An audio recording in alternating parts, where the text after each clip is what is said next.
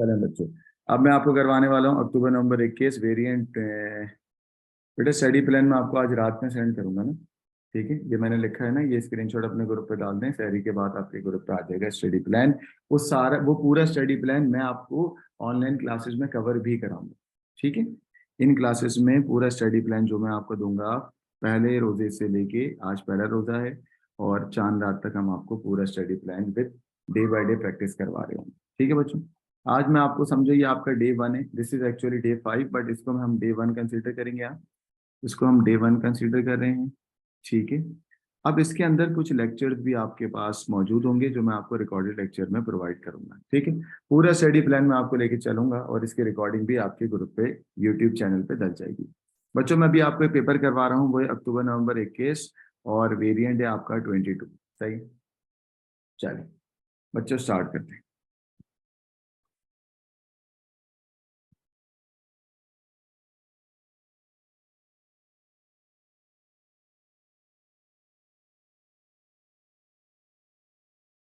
मुझे इसका page number बताइएगा बच्चों, पेज नंबर बताएं। अक्टूबर नवंबर 21 वेरिएंट 22 का चैट पे लिखें जल्दी से। चलें बच्चों, एक आपके पास यहाँ पर एक सवाल आया है, उस सवाल में वो आपसे कह रहे हैं एक प्रोग्रामर है जो अप्लाई कर रहा है डीकम्पोजिशन। अब आप लोग बोलेंगे सर डीकम्पोजिशन का मतलब क्या होता है। देखें, डीकम्पोजिशन का मतलब क्या होता है। डीकम्पोजिशन का मतलब होता है बड़ी प्रॉब्लम को छोटी छोटी प्रॉब्लम में ब्रेक कर लेना। डीकम्पोजिशन का मतलब क्या होता है, बड़ी प्रॉब्लम को छोटी छोटी प्रॉब्लम में ब्रेक करना। बड़ी प्रॉब्लम को छोटी छोटी प्रॉब्लम में ब्रेक करना। मैं कह रहा हूँ बड़ी प्रॉब्लम को छोटी छोटी प्रॉब्लम में ब्रेक करना क्या कहलाएगा, डिकम्पोजिशन। ठीक है, बड़ी प्रॉब्लम को छोटी छोटी प्रॉब्लम में ब्रेक करना क्या कहलाएगा, डिकम्पोजिशन। बच्चों में यहीं पर रुका हूँ। ये तो मैं अभी आपको करवा देता हूँ, मुझे बता दें अपने जो मैंने आपको 5 पेपर दिए हैं उसका पेज नंबर क्या है, मेरे साथ साथ सॉल्व करते रहें। पेज नंबर भी बता दें।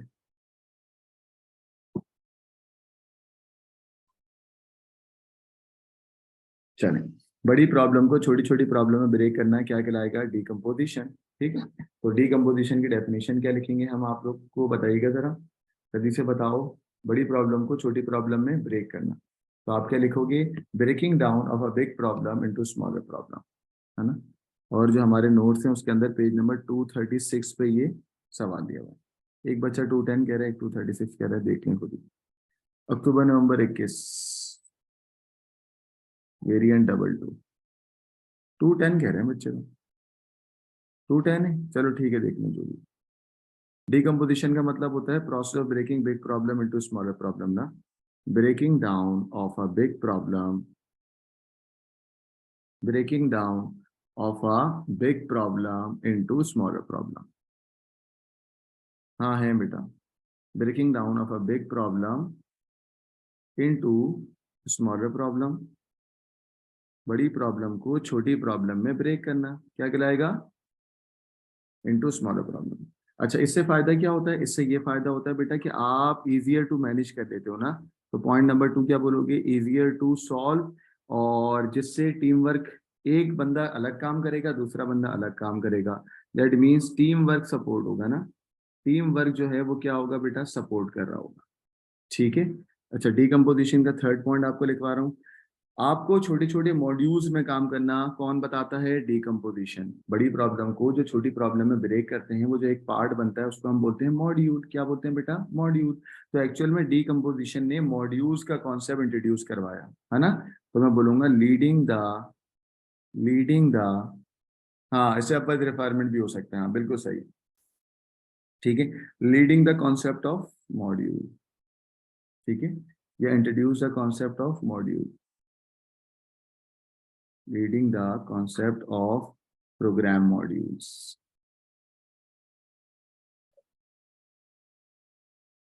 सही है बच्चों, मेरे साथ आप लोगों ने लिख लिया कि ये मॉड्यूल्स का कॉन्सेप्ट भी लिखवा दिया, जिसको बच्चे स्टेप वाइज रिक्वायरमेंट के नाम से भी जानते हैं। तो ये एक्चुअल में डिकम्पोजिशन था। अब आ जाए भाई, इसके पार्ट बी पे आएंगे। चलें, पार्ट बी के अंदर वो आपसे कह रहे हैं, एक लाइन लिखी हुई है, उसने एक लाइन लिख के दे दी ये। बच्चों क्या ये बात आपको पता है कि एरे के अंदर आपके पास ये लाइन इस तरीके से लिखी हुई, एक्चुअल में वो आपसे कह रहा है कि ये जो लाइन उसने आपको लिख के दी है ना, जूम कर रहा हूं मैं आपको, जरा देखिएगा। वो आपसे कह रहा है ये जो लाइन उसने आपको लिख के दी है, इस लाइन से कुछ सवाल पूछ रहे हैं, सवाल नंबर 1, सवाल नंबर 2, सवाल नंबर 3। अच्छा भाई, क्या सवाल पूछ रहे हैं जरा देखते हैं। कह रहा है, सबसे पहले मैं आपको बता भी दूं, मेरे पास मैंने लेक्चर बनाया हुआ है, ये भी देखिएगा। ये रहा बच्चों, आप लोग जरा ये लेक्चर भी देख लें। इस सवाल में अगर देखो, हम करते हैं डिक्लेयर एरे का नाम क्या बेटा, असद, ये होता है एरे का नाम, और ये जो स्क्वायर ब्रैकेट में लिखा होता है ना, ये तो होता है इंडेक्स। क्या होता है बेटा, इंडेक्स। इंडेक्स का कौन नाम होता है, सबस्क्रिप्ट। क्या होता है बेटा, सबस्क्रिप्ट।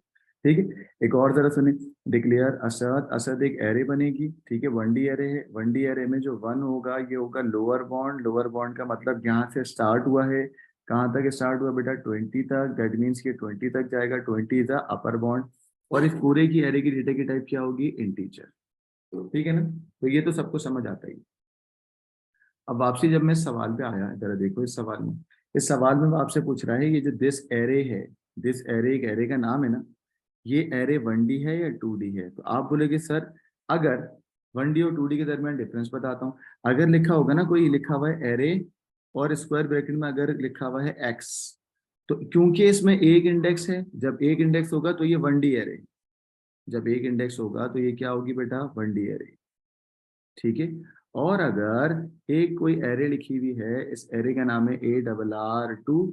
ठीक है, ARR2 में अगर स्क्वायर ब्रैकेट में रो और कॉलम का कॉन्सेप्ट आ रहा है, तो बच्चों दो इंडेक्स है ना, दो इंडेक्स का मतलब ये कितनी एरे है, 2D एरे। सही है, तो एक इंडेक्स जब भी होगा तो ये 1D एरे होगी, और अगर दो इंडेक्स होंगे तो ये क्या होगी बेटा, 2D एरे। सही है, तो अब आप लोग मुझे बताएं कि ये जो सवाल है, इस सवाल में आपके पास ये जो n लिखा हुआ है, इस n की वजह से इसकी डायमेंशन क्या होगी, 1D या 2D। चैट पे बताएं क्या होगी बेटा, 1D एरे। सही है, क्या होगी ये, 1D एरे। ठीक हो गया। टेक्निकल टर्म बताएं, मिनिमम, मिनिमम की टेक्निकल टर्म और maximum technical term for the variable n। भाई ये जो n है, n, सही है, इस n की टेक्निकल टर्म बताओ जल्दी से। अभी मैंने आपको बताया n का मतलब क्या होता है बच्चों, n का मतलब क्या होगा, ये n अभी मैंने आपको बताया था। n का मतलब क्या है, इंडेक्स। और इंडेक्स का एक और नाम क्या होता है, सबस्क्रिप्ट, है ना भाई। n का मतलब क्या होगा, इंडेक्स, और इंडेक्स का एक और नाम होगा क्या, सबस्क्रिप्ट। सही है, देख लो यहाँ पर, यही बातें मैंने बताई है ना आपको, कि यहाँ पर ये जो 20 लिखा होगा ना, ये कहलाता है इंडेक्स, और क्या कहलाता है, सबस्क्रिप्ट। ठीक है बच्चों, चलें, तो यहाँ पर इसका मतलब एक्चुअल में क्या होगा, इंडेक्स या सबस्क्रिप्ट।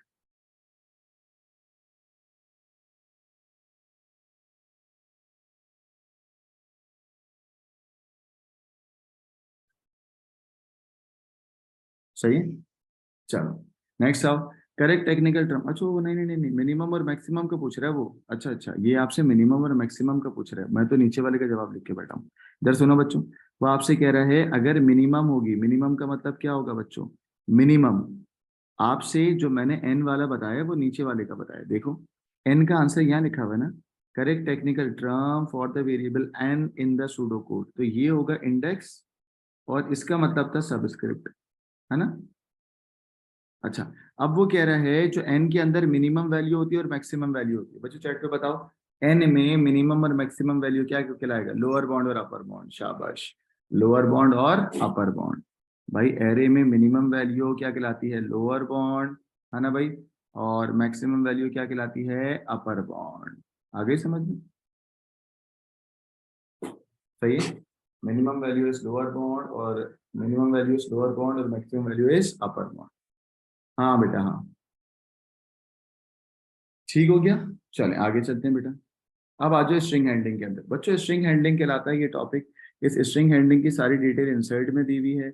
मैं इंसर्ट में आपको फंसाने के बजाय कुछ फंक्शन पहले पढ़ाऊंगा और फिर यहाँ पर आके दिखा दूंगा। आओ बेटा, अपेंडिक्स या इंसर्ट के अंदर आपके पास एक पेपर मिला हुआ होता है आपको, और वो कहलाता है इंसर्ट। उस इंसर्ट में कुछ फंक्शन है, मैं आपको डायरेक्ट समझा दूँ। बच्चों देखें, आस्की कोड निकालते हैं हर कैरेक्टर का, और आस्की कोड की डैंडी वैल्यू आपके पास होती है। आस्की कोड की क्या होती है, डैंडी वैल्यू। बेटा कैपिटल ए का मतलब होता है 65, दैट मीन्स कैपिटल ए की डैंडी वैल्यू क्या होती है, 65, कैपिटल बी की 66, कैपिटल सी की क्या होती है, 67। तो अगर आप ASCII code of capital C लिखोगे तो उस सी की एक्चुअल में वैल्यू क्या होती है, 65। अब आप बोलेंगे सर ये याद करना होगा, नहीं, आपको सिर्फ कैपिटल ए की याद करनी होगी 65, और जब 65 में +1 करोगे तो क्या होगा 66, और जब +2 करोगे तो क्या होगा 67, ये याद रखिएगा। अच्छा बच्चों, नम टू स्ट्रिंग एक ऐसा फंक्शन होता है जिसमें नंबर को आप कन्वर्ट कर देते हो किसमें, स्ट्रिंग में। नंबर आपको पता है ना, एनी होल नंबर को आप कन्वर्ट करते हो स्ट्रिंग में। क्या मतलब बच्चों, अगर आपके पास एक एग्जांपल मैं लिख के देता हूँ, अगर आपके पास नम टू स्ट्रिंग पढ़ा रहा हूँ, नम टू स्ट्रिंग में तुम्हें अगर कुछ मजबूरी है तुम्हें स्ट्रिंग में कन्वर्ट करना है, और लिखा हुआ है 010, इस 010 को अगर तुम नम से स्ट्रिंग में कन्वर्ट कर दोगे तो ये एक्चुअल में 010 रहेगा, बट यहाँ पर दो इन्वर्टेड कॉमास होंगे। जब ये दो इन्वर्टेड कॉमास बनते हैं तो दो इन्वर्टेड कॉमास का मतलब एक्चुअल में होता है कि ये क्या बन गया है, स्ट्रिंग बन गया है। क्या बन गया है, स्ट्रिंग बन गया है। क्या बन गया है, स्ट्रिंग बन गया है। ये बात सबको समझ आ रही है? ठीक है। तो याद रखना, जब भी तुम नंबर से स्ट्रिंग में कन्वर्ट करते हो, ये जो 010 लिखा हुआ है ये नंबर की फॉर्म में है, और अगर इन्वर्टेड कॉमास लग गया तो ये किसकी फॉर्म में है, स्ट्रिंग की फॉर्म में है। ठीक है। अच्छा, नेक्स्ट आ जाओ। इसी तरीके से इसको उल्टा कर दो। जब उल्टा करोगे तो क्या होगा, स्ट्रिंग से नंबर में करना है ना। तुम्हारे पास अगर कोई स्ट्रिंग लिखा हुआ है, for example string to number करवा रहा हूँ बच्चों, स्ट्रिंग से नंबर में अगर आप यहाँ लिखते हो 11 लिखा हुआ है, और 11 स्ट्रिंग में ऐसा होगा, जब स्ट्रिंग टू नंबर कर दोगे तो ये क्या बन जाएगा, 11 बन जाएगा। दैट मीन्स इन्वर्टेड कॉमास में जो होता है वो स्ट्रिंग होता है, और जैसे यहाँ पर होता है वो क्या होगा, नंबर हो जाएगा। ठीक है, यहाँ तक कोई मसला तो नहीं। नेक्स्ट है जो आपके पास एक और आपके पास फंक्शन होता है, वो होता है मिड। अब मिड क्या होता है पहले वो समझाऊंगा, फिर उस सवाल पे जाएंगे। बच्चों, मिड का मतलब क्या होता है जरा देखिएगा। मिड का एक फॉर्मूला है। मिड के बाद आपको स्ट्रिंग दिया होगा, उस स्ट्रिंग में आपको स्टार्ट पोजीशन दी हुई होगी, और यहाँ पर क्या दिया हुआ होगा, जंप। अब आप बोलोगे सर ये क्या मतलब, आइए जरा दिखाता हूँ आपको। बच्चों एक एग्जाम्पल कराऊंगा फिर वहां लेके जाऊंगा। फॉर एग्जाम्पल यहाँ पर आपको लिखा हुआ है मिड। मिड के बाद मिड के बाद यहाँ पर PAKISTAN, पाकिस्तान। ठीक है, ये एक ब्रैकेट यहाँ आ गया। ठीक है, पाकिस्तान। पाकिस्तान के बाद यहाँ पर आती है स्टार्ट पोजीशन। अच्छा, जो स्टार्ट पोजीशन होता है ना ये इंक्लूड होगा। सही है। और यहाँ पर आएगी बच्चों जंप। यहाँ पर क्या आएगा, जंप। अच्छा, सबसे पहले आपको क्या करना है, ये जो आपके पास स्ट्रिंग है ना पाकिस्तान, आप इसके ऊपर नंबरिंग करनी। आइए नंबरिंग करते हैं। 1 2 3 4 5 6 7 और फिर 8। Very good. अब मैं जिससे पूछूंगा वो मुझे जवाब देगा। मैं सब बच्चों के चैट पढ़ रहा हूँ, शिजा उस्मानी और हेना मुमताज। शिजा, अगर मैं 3 पे खड़े होता हूँ, मेरा स्टार्टिंग पोजीशन है 3, मैंने यहाँ लिख दिया मेरा स्टार्टिंग पोजीशन क्या है, 3। तो मुझे बताओ 3 पे क्या लिखा हुआ है, के लिखा हुआ है। क्या लिखा हुआ है बेटा, के। ये बात समझ आ गई सब? अच्छा, सब बच्चे मुझे चैट पे बताइएगा, वो 3 पे जो के लिखा हुआ है एक्चुअल में वो के इंक्लूड होगा। एक्चुअल में वो के इंक्लूड होगा, लिखा हुआ है ना भाई, के क्या होगा, इंक्लूड होगा। अच्छा ठीक है, के को इंक्लूड कर लेंगे। चलो, अगर मैं 3 पे खड़े होके 2 को जम करता हूँ, सही है, तो अब आप बोलेंगे सर 3 पे खड़े होके जब आप 2 जंप करेंगे, पहले जंप होगा के और दूसरा जंप होगा आए, तो आपका आंसर क्या निकलेगा, के आए। क्या निकलेगा बेटा, के आए, क्योंकि 2 जंप करे। सही है। तो 3 पे खड़े होके 3 इंक्लूड होगा और के और आए निकलेगा।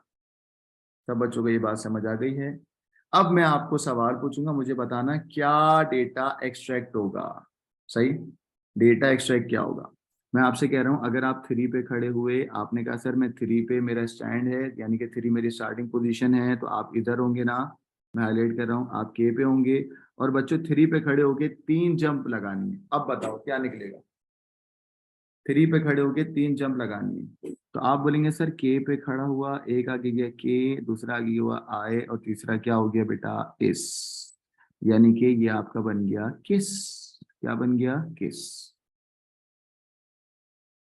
यही बना ना बच्चों? ठीक है। तो एक्चुअल में आपने 3 पे खड़े होके जब 3 डिजिट आगे निकाला तो आपका बन गया KIS। एक्चुअल में आपने ये डेटा एक्सट्रैक्ट कर लिया। ये डेटा क्या कर लिया, एक्सट्रैक्ट कर लिया। सही है। रमजान है तो ऐसी बातें हम नहीं करेंगे। This is KIS, single S है, डबल एस नहीं है, हाँ याद रखिएगा। ठीक है।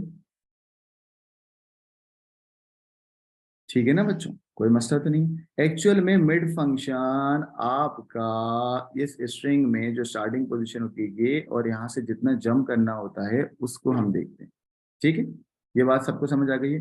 लास्ट में आपसे बोलूंगा जरा मुझे बताइएगा, एक और एग्जांपल दूंगा और बोलूंगा अगर मैं मिड फंक्शन लगाता हूँ और यहाँ पे लिखा हुआ है आमिर, ठीक है, आमिर में 2,1 करना है तो क्या होगा बेटा? चलो 2,1 का आंसर बोलो। 2,1 का मतलब है आप 2 पे खड़े हुए यानी कि 2 और एक ही आगे गए तो क्या निकलेगा बच्चों? एम। सिर्फ क्या निकलेगा? एम। सही है। चलो चलो बच्चों, अब आप लोगों को मुझे सिर्फ इसके आंसर बताना, मुझे उम्मीद है कि आपको सारे समझ आ गए होंगे। और बच्चों लास्ट आपके पास बचता है इंटीजर। इंटीजर ऑफ 5.2 का आंसर क्या आएगा? 5। इंटीजर का मतलब होता है कोई भी होल नंबर। अगर 5.2 लिखा हुआ है इसका इंटीजर पार्ट क्या आएगा? 5 आएगा। अगर 5.2 लिखा हुआ है तो 5 इज द इंटीजर पार्ट। चलो बच्चों जरा ये सॉल्व करके दिखाएं मुझे जल्दी से। वो कह रहा है किसका सी, मैंने आपको पढ़ाया था ना, ASCII code of, ASCII code of C, ASCII code C का कितना आएगा बेटा? 67। ठीक है, आस्की कोड ऑफ सी कितना आएगा बेटा? 67। ठीक हो गया। वो कह रहा है 2 को किससे मल्टीप्लाई करूं और यहां पर 27 लिखा हुआ है कि आंसर आ गया 54। ओ, आंसर कितना आ गया? 54। एक बात मैं आपको बता दूं बेटा, कभी भी स्ट्रिंग और इंटीजर आपस में मल्टीप्लाई हो सकते हैं, हाँ है ना? भाई ये एक नंबर है, हाँ, ये तो एक नंबर है और ये तो एक स्ट्रिंग है। तो मुझे एक बात बताओ, क्या स्ट्रिंग और नंबर आपस में मल्टीप्लाई हो सकते हैं? नहीं हो सकते ना। तो यहाँ पर हम फंक्शन लगाएंगे। क्या फंक्शन लगाएंगे? या तो नम टू स्ट्रिंग करेंगे या स्ट्रिंग टू नम करेंगे। बट मेरा आंसर एक्चुअल में किस में आ रहा है बेटा? आपको ये नंबर दे रहा है वो और ये स्ट्रिंग दे रहा है, और इन दोनों को मल्टीप्लाई करके आंसर आ रहा है 54। तो मैं बोलूंगा भाई ये तो गलत कर रहा है। आप यहाँ लिखिएगा स्ट्रिंग को कन्वर्ट कर दो किस में? नंबर में। सही है, स्ट्रिंग टू नंबर होगा ना। यहाँ पर स्ट्रिंग टू नंबर आएगा, नंबर टू स्ट्रिंग आएगा? जल्दी बताओ। नंबर में कन्वर्ट करना है तो यहाँ पर क्या आएगा? स्ट्रिंग टू नंबर, है ना भाई? ठीक है, तो एक्चुअल में आपका जो स्ट्रिंग है ना, अंडरस्कोर टू अंडरस्कोर नंबर, ठीक है। तो एक्चुअल में ये 27 अब किस में कन्वर्ट हो जाएगा? नंबर में। तो मैं आपको बता दूं इसका आंसर निकलेगा, निकला कैसे है? आपका आंसर इसमें ऐसे निकला है, 2 को मल्टीप्लाई कर दिया, अब 27 एक नंबर हो गया, 2 27 सा आपका आंसर आ गया कितना? 54। ठीक है, चलिए अब यहाँ पर आ जाओ बेटा, थर्ड में आ रहा हूँ, थर्ड में। चलो थर्ड वाले को मैं आपको दिखाता हूँ। आंसर तो आपका आ रहा है 13। अच्छा भाई 13 आंसर कैसे आ रहा है जरा वो देखिएगा। कह रहा है dash bracket divide by dash. अच्छा, dash bracket divide by dash. अच्छा, अगर मैं 27 को 2 से डिवाइड करूं तो मेरा आंसर कितना आएगा? 27 को 2 से डिवाइड करूंगा, मेरा आंसर पॉइंट में आएगा। क्या पॉइंट में आएगा आंसर 27 को 2 से करके? दिस इज 12 पॉइंट समथिंग ना, 12 पॉइंट,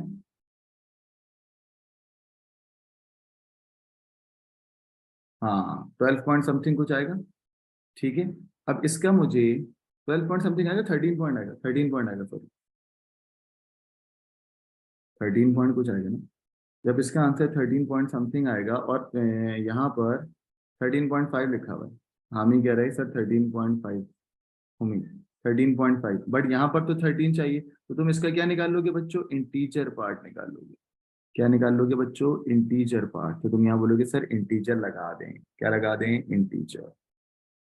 ठीक है, चलिए बच्चों यहाँ पे लिखा हुआ है सब। अच्छा, एक चीज आपको मैंने बताई नहीं, वो भी देखें जो आपको पता होगा, जो बच्चे मुझसे पढ़ने हैं। बच्चों अगर यहाँ लिखा हुआ है ना ए, ये एक स्ट्रिंग है, दिस इज स्ट्रिंग 1, और यहाँ लिखा हुआ है QIB, ठीक है, और ये है स्ट्रिंग नंबर 2। ठीक है, इन दोनों को आपस में मिलाने के लिए हमारे पास एक ऑपरेटर होता है, उस ऑपरेटर का नाम क्या होता है? कॉनकैटिनेशन। क्या होता है बेटा? कॉनकैटिनेशन। कॉनकैटिनेशन इज ऑपरेटर जो दोनों स्ट्रिंग को आपस में मिला देगा। यानी कि इसका आंसर एक्चुअल में क्या बनेगा? AAQIB, यही बनेगा ना। यानी कि स्ट्रिंग 1 को और स्ट्रिंग 2 को, स्ट्रिंग 1 को और स्ट्रिंग 2 को आपस में मिलाए। ठीक है, चलो, अब ये सवाल में कॉन्केटिनेशन हो रहा है सबका और एब्स्ट्रैक्ट का। अब एब्स्ट्रैक्शन में से क्या निकालें कि यहाँ पर सब्स्ट्रैक्ट बन जाए। अच्छा भाई, फिर इसको देखें, सब तो एज इट इज आ गया सब। और यहाँ से तुम्हें बच्चों ट्रैक निकालना है, TRACT। भाई ट्रैक कैसे निकलेगा, मिड का फंक्शन लगाएं, तो आपने बोला सर मिड लगा दें। अच्छा मिड लगा देता हूँ। मिड कितना लगाऊं बच्चों, जल्दी बताओ कि मुझे TRACT निकालना पड़े। यहाँ पर तो स्टार्ट आएगा, ये है स्टार्ट, और ये होगा जंप। चलो, मुझे आप लोग बताएं क्या स्टार्ट करना है। 1 2 3 4 5 6, और जूम करता हूँ।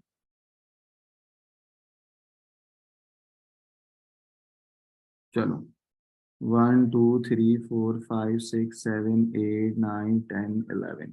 चलो बच्चों, क्या निकालना है मुझे, TRACT निकालना है। मैं यहाँ जूम कर देखिए आपको दिखाता हूँ। TRACT निकालना है, ये निकालना है ये। तो मुझे बताओ क्या लिखूंगा। स्टार्ट कहाँ पे कर रहे हैं हम लोग, 4 से कर रहे हैं। और कितनी जंप करवा रहे हैं बेटा, 4 पे खड़े होके कितना जंप करवा रहे हो। आपने कहा sir 4 is your starting position. 1 2 3 4 5, 5 jump करवा रहे हैं। 4 पे खड़े होके 5 जंप करवा रहे हैं। सही है। जब 4 पे खड़े होके 5 जंप होगी तो क्या निकल आएगा, एब्स्ट्रैक्ट।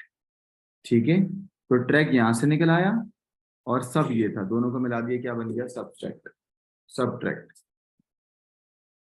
इसका भी स्क्रीनशॉट ले लें बच्चों, और फिर मैं आगे चलूँ।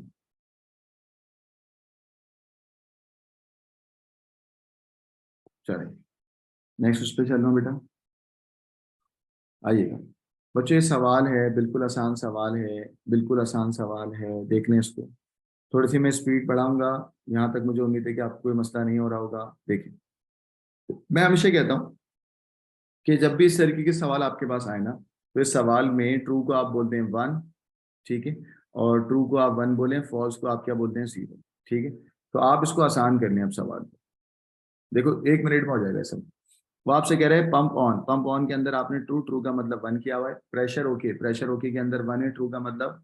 और हाई फ्लो के अंदर क्या, फॉल्स, फॉल्स का मतलब 0। सही है। चलो, अब यहाँ पर इवेलुएट करना है, या तो ट्रू आएगा या तो फॉल्स आएगा। ट्रू का मतलब 1 और फॉल्स का मतलब 0। तो प्रेशर ओके जो लिखा हुआ है ना, एक्चुअल में this is not pressure okay. Pressure okay का मतलब क्या है, 1। तो तुमने यहाँ लिखा 1। एंड गेट का मतलब मल्टीप्लाई होता है। हाई फ्लो का मतलब है 0। 1 मल्टीप्लाइड बाई 0, 1 0 जा 0 इज योर आंसर। और 0 को तुम क्या बोलते हो, फॉल्स। ठीक हो गया। पंप ऑन, एक्चुअल में पंप ऑन 1 है, तो ये 1 हो गया। और का मतलब प्लस होता है, मैं यहाँ लिखता जाता हूँ। एंड का मतलब मल्टीप्लाई, और का मतलब प्लस।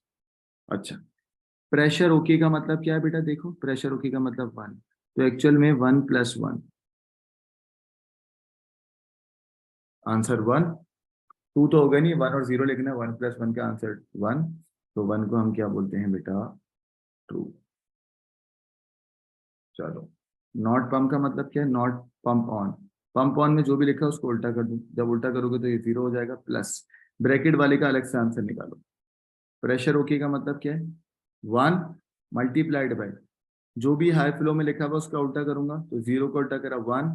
1 1 जा 1, बच्चों 1 1 जा 1, और +0, यानी कि 0 + 1, व्हाट इज द आंसर, 1। और 1 को हम क्या बोलते हैं, ट्रू।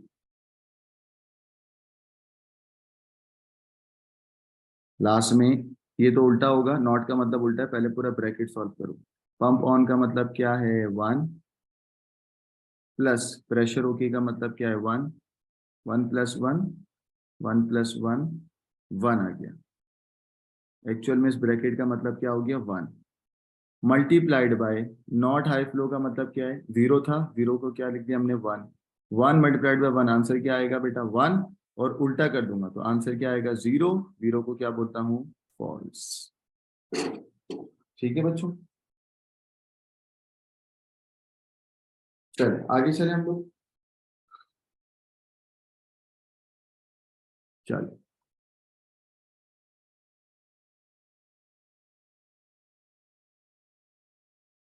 चलिए अगले पेज पर आ जाएं। बेटा ये आपके पास अक्टूबर नवंबर 21 वेरिएंट 22 के अंदर आपके पास एक सवाल आया कि आपको फ्लो चार्ट बनाना है। क्या बनाना है बेटा? Flow chart. फ्लो चार्ट में वो आपसे सवाल कह रहा है। क्या सवाल कह रहा है? कह रहा है कि आप इनपुट लेंगे एक इंटीजर। मैंने कहा जो मैं इनपुट लूंगा वो क्या इनपुट ले लूंगा? नाम इनपुट लूंगा। कह रहा है उसको jump to step 6। Step 6 is this ना। अच्छा भाई, स्टेप 6 में क्या हो रहा है? सम करनी है दो वैल्यूज, आउटपुट करना है या तो सम और आउटपुट करना है या तो काउंट। अच्छा, सम और काउंट क्या था वो भी देख लें, आपको याद होना चाहिए। अगर आपको नहीं याद तो मैं आपको रिवाइज करवा रहा हूँ। बेटा जब आप सारे नंबर को ऐड करते हैं ना, तो उस ऐड करने को हम बोलते हैं sum equal to sum plus N. N are those numbers जो बार बार ऐड होते जाएंगे लूप के अंदर। और अगर आप काउंटिंग करते हैं तो वो क्या कहलाता है? Count equals to count plus one, यही कहलाता है। ठीक होगी। तो यहाँ सवाल में वो यही कह रहा है कि आप जो फ्लो चार्ट बनाएंगे उसमें एक इंटीजर वैल्यू को इनपुट ले लेना। ठीक है। उसके बाद अगर जीरो मिल जाए ना, यानी कि ये लूप का एंड होगा जब क्या मिलेगा बेटा? जीरो। मैं वन बाय वन कर रहा हूँ। वो आपसे कह रहा है एक आप इंटीजर वैल्यू इनपुट ले लें, अगर वो इंटीजर वैल्यू जीरो मिल जाए तो आप एक्चुअल में स्टेप 6 पे आना और उनका सम प्रिंट करवा देना और उनका काउंट प्रिंट करवा देना। ठीक है, करवा देंगे। और अगर जीरो नहीं मिले तो स्टेप 3 में तुम काउंट करवाना है। किसको काउंट करवाना है? सिर्फ पॉजिटिव नंबर को। तो भाई मैं कंडीशन लगाऊंगा, मैं बोलूंगा भाई अगर नंबर जो तुम इनपुट दोगे वो नंबर जीरो से बड़ा होगा तो पॉजिटिव काउंटिंग के लिए पीसी के नाम का वेरिएबल ले लो, क्योंकि लूप में भी चल रही होगी काउंटिंग। तो पॉजिटिव काउंटर में क्या लूंगा? PC equals to PC plus one. ठीक है। और सम भी कर, अच्छा आप ये देखो वो आपसे कह रहे हैं सम भी करवाना है और काउंट भी करवाना है। देख रहे हो आप? नहीं समझे बात? इधर आइए। एक्चुअल में ये सम आपको करवाना है फॉर वो ना, वो सारे नंबर जो जीरो से बड़े हैं उनका सम भी करवाना है, उनका काउंट भी करवाना है। और वो सारे नंबर जो जीरो से छोटे हैं उनका भी सम करवाना है और उनका भी काउंट करवाना है। आइए बात समझ में। ये लिखा हुआ है सवाल में। अब बच्चों वेरिएबल अगर सेम रखूंगा तो ओवरलैपिंग हो जाएगी ना। तो मैं एक्चुअल में क्या करूंगा? मैं पी एस करके पी टोटल करके ये वाला करा दूंगा। सही, वेरिएबल का नाम चेंज करके P total equal to P total plus N, या P C equal to P C plus one, N total equal to N total plus N, और N C equal to N C plus one. इस सवाल को जरा समझिए। चलें अब देखेंगे इस सवाल को। बिल्कुल आसान सवाल है, सवाल समझ लें, फ्लो चार्ट आप बिल्कुल आसानी से बना लेंगे। इस सवाल में वो आपसे यही कह रहा है कि भाई आप इनपुट ले लो एन। मैंने कहा ले लिया इनपुट एन। कह रहा है लाइन 2 के अंदर उसको ले जाना लाइन 6 में। मैंने कहा 6 छोड़ दो, पहले मुझे 3 का बताओ। लाइन 3 में कह रहा है सम भी करनी है काउंट भी करना है वो नंबर जो जीरो से बड़े हैं। यानी कि मैं ये करूंगा, मेरे साथ लिखिएगा, वो नंबर जो जीरो से बड़े होंगे मैं करूंगा positive count equal to positive count plus one. ठीक है। और उसका टोटल भी ले लूंगा, क्या ले लूंगा? P total. सही है, वेरिएबल का नाम क्या लिया मैंने? P total. सही है बच्चों। और वो नंबर, चलो मैं आपको यहाँ लिखवा देता हूँ। इधर देखिए भाई, वो नंबर जो जीरो से बड़े हैं पॉजिटिव वालों के लिए लिख रहा हूँ, उसको मैं बोलूंगा P total equals to P total plus N. ये हो रही है टोटलिंग। और वो नंबर जो जीरो से बड़े हैं उनके लिए मैं लूंगा पीसी। काउंटिंग के लिए क्या लूंगा? PC equals to PC plus one. Actual में ये सब नंबर जीरो से बड़े के लिए होंगे। और वो नंबर जो जीरो से छोटे हैं उनके लिए क्या कर रहा हूँ वो भी देख लो। उसके लिए मैं एन टोटल कर दूं। N total equals to N total plus N. और नेगेटिव काउंटिंग के लिए क्या होगा? N C equals to N C plus one. ठीक है बच्चों, सही है। पहला समझ आ गया बेटा आपको? वजी समझ आ गया आपको? चलो आप ये काम करते रहेंगे जब तक के क्या नहीं आएगा बेटा? माइनस। जब तक के क्या नहीं आएगा? जीरो नहीं आएगा। ये बात समझ आ गई सबको? कोई मसला तो नहीं? इस सवाल में क्या करना है? इस सवाल में सिर्फ और सिर्फ आपको एन इनपुट लेना है और वो नंबर अगर जीरो से बड़ा है तो उसका सम अलग, उसकी काउंटिंग अलग। वो नंबर अगर जीरो से छोटा है तो उसका सम अलग, उसकी काउंटिंग अलग। ठीक है। चलो आ जाओ। बस ये रहा बच्चों वाला सवाल। मैं आपको बनाता हूँ, देखो मैंने यहाँ पे फ्लो चार्ट को स्टार्ट करा।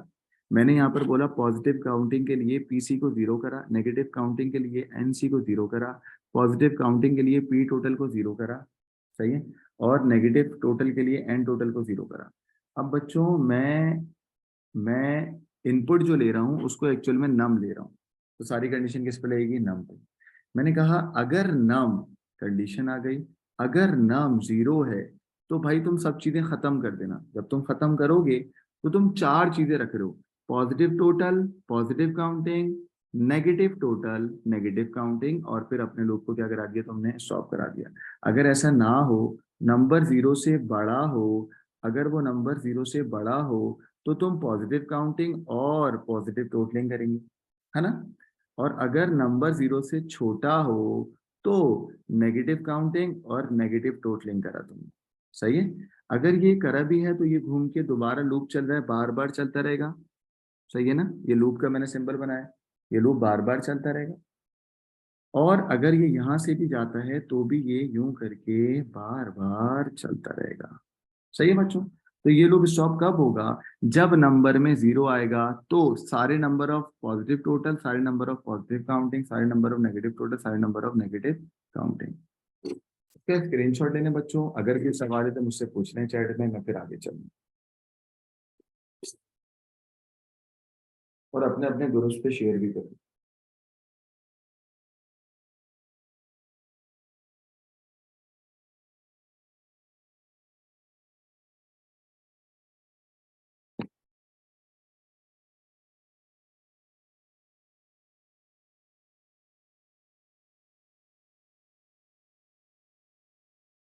आसान है, आगे चलूँ।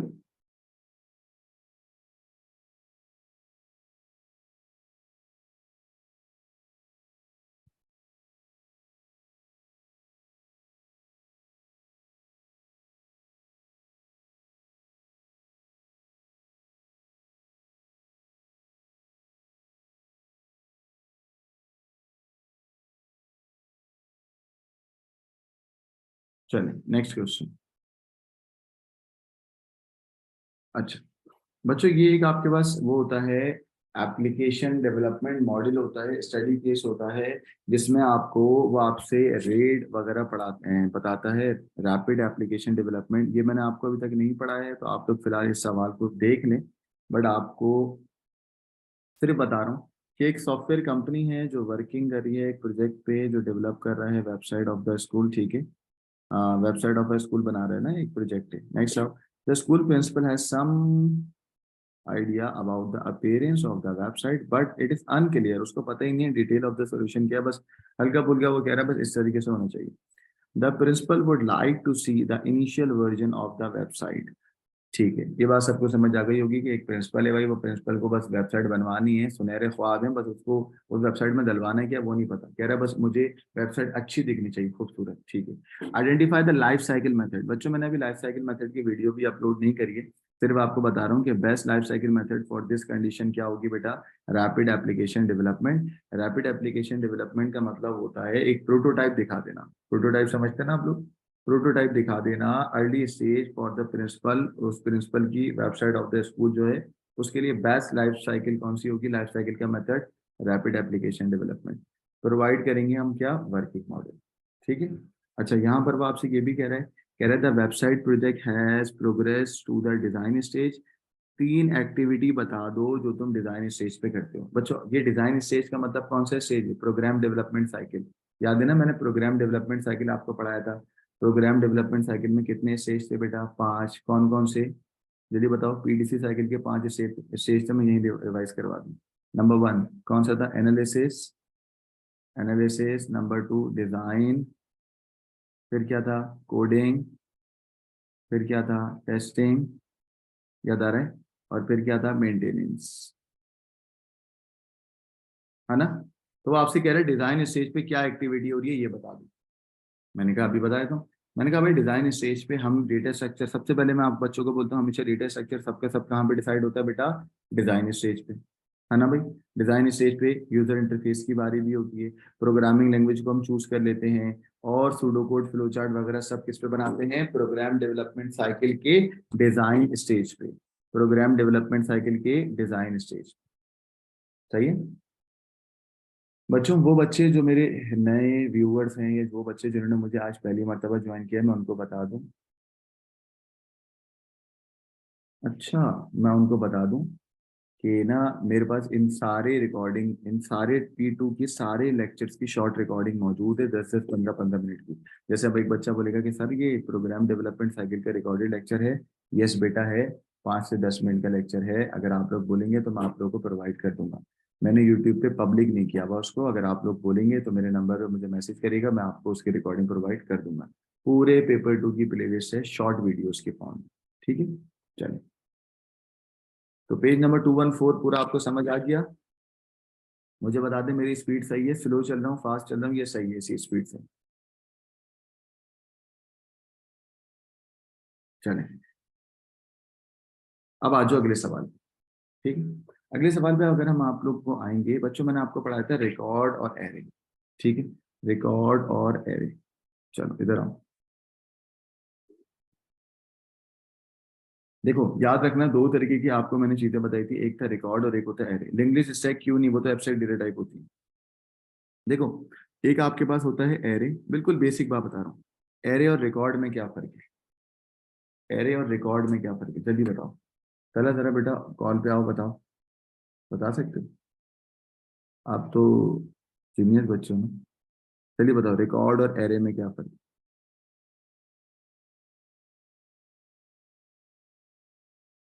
शहीर।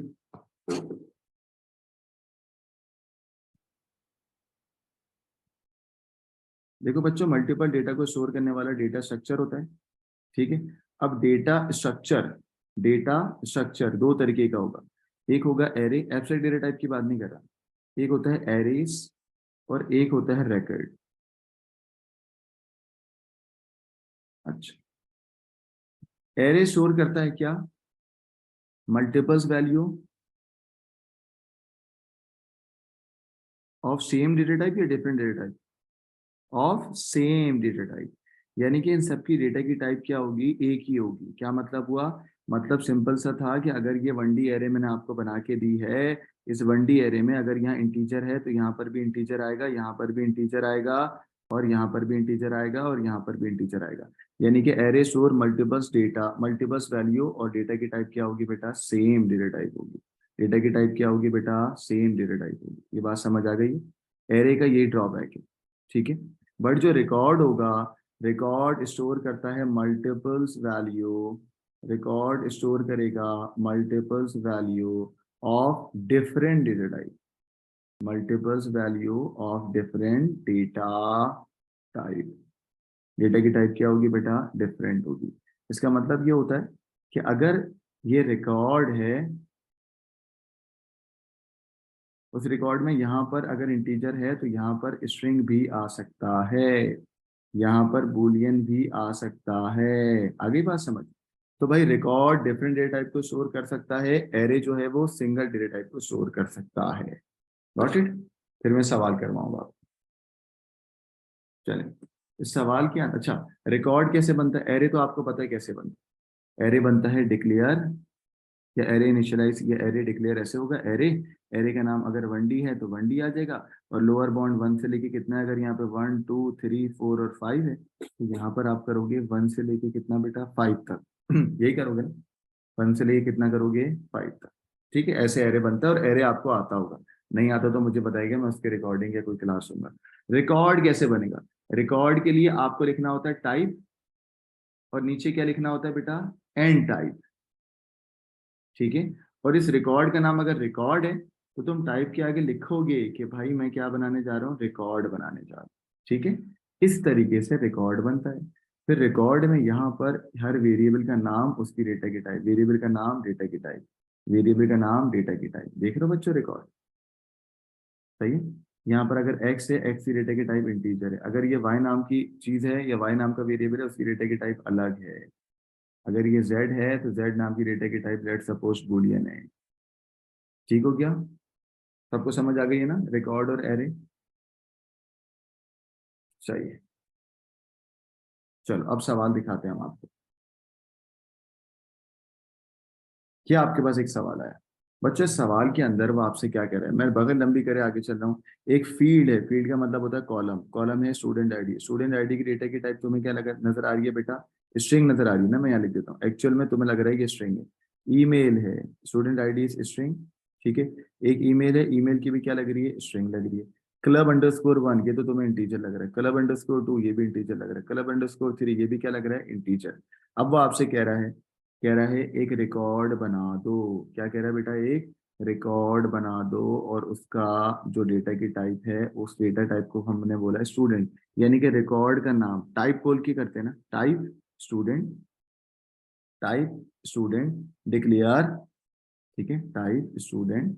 अभी पढ़ाया था ना आपको, देखो ऐसे बनता है। ये चीज आपको अभी मैंने ऐसे बताई थी ना, कि आप क्या बोलते हो टाइप, के नीचे क्या बोलते हो एंड टाइप। यहाँ पर उस रिकॉर्ड का नाम, इस सवाल में रिकॉर्ड स्टूडेंट है तो यहाँ पर क्या आया था, स्टूडेंट।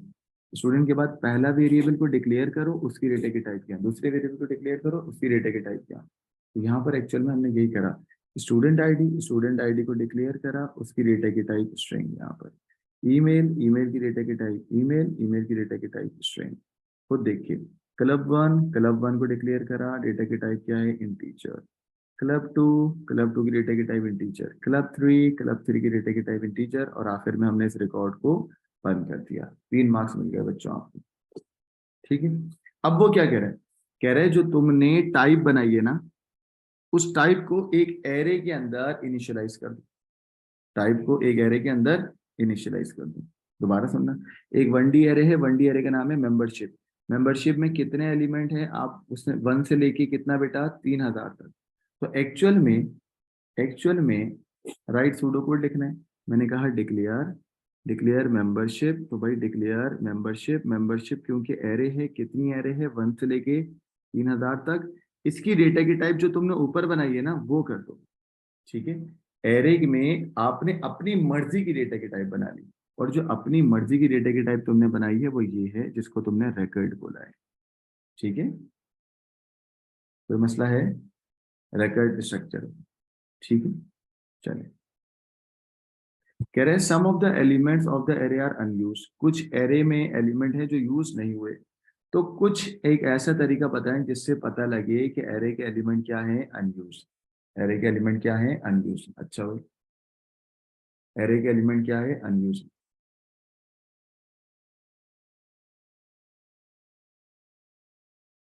अच्छा, अब आपको क्या करना है, मैं आपसे सवाल पूछूंगा, इसका आंसर छोड़ें, इसको मैं आपको यही बता दूं। बेटा मैं आपसे कहता हूँ एक एरे है, बल्कि आप लोगों ने ये देखा भी है 10 दफा। ये एक एरे बना रहा हूँ, इस एरे में अगर 1 से लेके 3000 तक एलिमेंट है, 1 2 3, तो 1 पे तो आ गया, लेट सपोज कोई डेटा आया हुआ है, लेट सपोज यहाँ आ गया ए, बच्चों यहाँ पर डाल दिया बी, यहाँ डाल दिया सी। अब बाकी जितने भी एलिमेंट्स हैं, उन एलिमेंट्स में कुछ स्टोर करा दूं, ताकि मुझे पता लग जाए कि भाई यहाँ पर ये अनयूज एलिमेंट है। तो मैंने आपसे कहा अनयूज एलिमेंट्स के, अनयूज का मतलब जो इस्तेमाल नहीं हुए ना, अनयूज डेटा को तुम पुट करवा दो। क्या पुट करवा दो बेटा, स्टार। जहां जहां पर स्टार है उसका मतलब है वो जगह यूज नहीं हुई। जहां जहां पर स्टार है एरे में, इसका मतलब क्या है, वो जगह यूज नहीं हुई। जहां जहां पर स्टार है इसका मतलब क्या है, वो डेटा यूज नहीं हुई। बस ये बताना है। Assign any unique value to the unused element, यही होगा ना। इसका मतलब क्या होगा, असाइन कर दें any unique value to all unused element. सही है ना, यही बात है ना बच्चों, यही बात है ना। चल, ये चीजें यहाँ पे लिखी हुई आई है, जरा देखने ये सवाल आया कि भाई assign a value outside the normal range to one of the field. जो भी नॉर्मल रेंज है उसके बाहर की कोई वैल्यू को असाइन कर दें, ताकि वो क्या पता लग जाए कि वो अनयूज है। नहीं से खबर, some students are member of these 3 club. 3 club की बात हो रही है, ठीक है। और वो 3 क्लब की रेंज यहाँ पर इसने बताई कुछ। यहाँ पे एक्चुअल में 3 क्लब का है ना, स्टूडेंट के लिए 3 क्लब की बात हो रही है। अच्छा, तो हमने कहा कि भाई वन वे ऑफ इंडिकेटिंग क्या है, हम नंबर आउटसाइड द रेंज। अगर कुछ बच्चे उस 3 क्लब के बाहर हैं तो उनको नंबर असाइन कर दो, जो भी तुमने रेंज बनाई है उस रेंज के बाहर की। सही है, चलें बच्चों, इसका स्क्रीनशॉट ले लें, इसका स्क्रीनशॉट ले लें।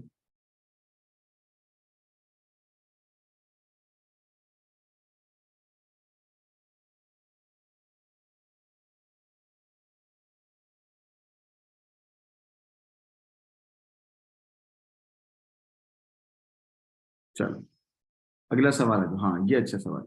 बेटा टैक्स फाइलिंग करवा रहा हूँ आपको ना, ये अगला सवाल आपके पास आ गया। क्या सवाल है? कह रहा है कि एक प्रोसीजर बनाएं। बेटा प्रोसीजर क्या होता है? जो रिटर्न नहीं करता। उस प्रोसीजर में प्रॉम्प्ट करें और इनपुट ले लें number of club. Number of club के लिए मैं एक वेरिएबल लेता हूँ दिस क्लब, ठीक है।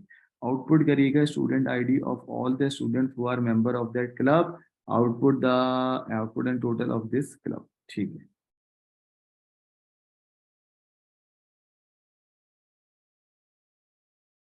जरा इसको हम यहाँ पर इस सवाल को थोड़ा सा और एक्सप्लेन करते हैं।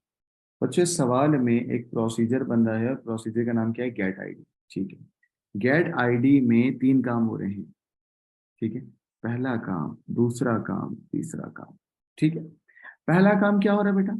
आप एक इनपुट ले रहे हो, इनपुट लेने से पहले प्रॉम्प्ट करवा रहे हो और इनपुट ले रहे हो क्या? Number of that club. बच्चों मैं नंबर किस में लूंगा? दिस क्लब में, ठीक होगा, सही। आगे आइएगा। मैंने कहा प्रॉम्प्ट करने के बाद हम आउटपुट कराएंगे student ID of all the students who are member of this club. अच्छा, यानी कि उस क्लब, आपने जो इनपुट लिया उस क्लब का जितने भी बच्चे हैं उनको आप क्या करा दो बेटा? प्रिंट करवा दो, ठीक है। यही है ना? स्टूडेंट आईडी में जितने भी बच्चे हैं जो उसके मेंबर हैं उनको आप क्या करा दो? प्रिंट करवा दो। Number 3, count all the students जो कि उस क्लब के अंदर हैं, उनकी काउंटिंग भी कराओ और उनको प्रिंट भी करा दो, ठीक है। यही सवाल है ना?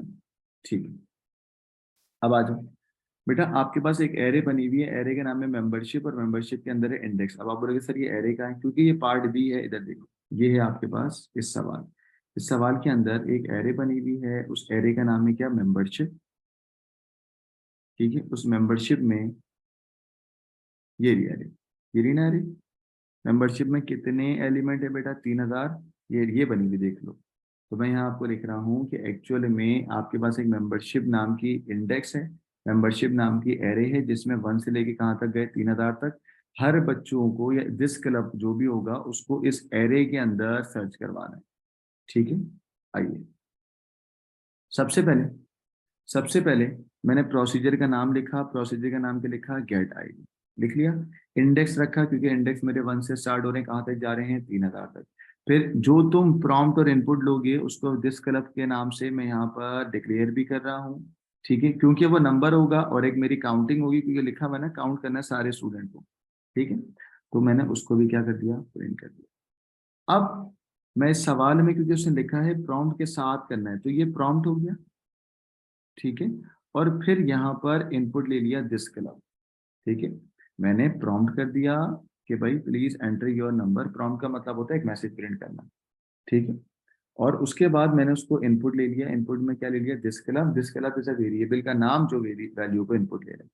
उसके बाद काउंटिंग करनी है मुझे ना, आउटपुट द स्टूडेंट। अच्छा, आउटपुट से पहले मैं जो ये ना कि काउंट ऑल द स्टूडेंट, उसके लिए मैंने काउंट को क्या कर दिया? 0।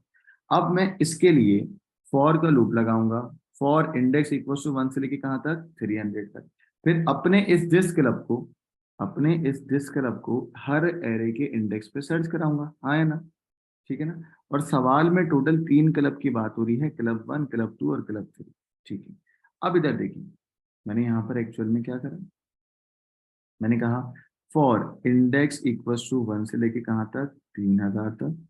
If membership index dot club 1, यानी कि फॉर पहले क्लब के लिए, अगर पहले क्लब के लिए और क्या ये बराबर है जो तुमने इनपुट लिया दिस क्लब की, ठीक है। अगर नहीं है तो देखो, और क्या दूसरा क्लब का एरे।